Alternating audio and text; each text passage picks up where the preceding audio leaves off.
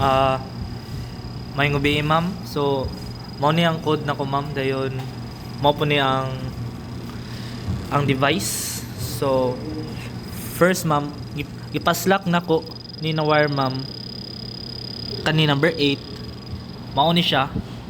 Kung bali mao ni silbi anang connect sa buzzer. Mao po siya magsilbi pagka kuan unya dari sa letter code para mo sound ni siya. Then after ana ma'am is kanina code ma'am first kani ma'am naka-loop ni siya ma'am, delay na 10 then 20. Kung kuha siya ma'am kung i-convert na siya ma'am, dali na kani siya ma'am, matug hinanay siya ma'am. Then sa sunod ma'am is another loop, sunod loop mao ni siya. Kung madunggan nimo ma'am,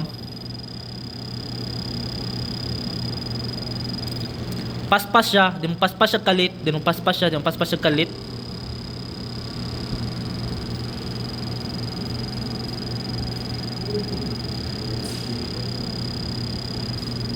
O inato ma'am. Pwede ni siya ma-change sim gusto ma'am. Pero kanila akong gisit ma'am marag kay ganahan ko sa paspas siya paminawon.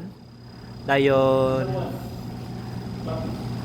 maura din to ang kwan ma'am, ang activity ma'am. Ay activity number 5 na ko ma'am. Thank you ma'am.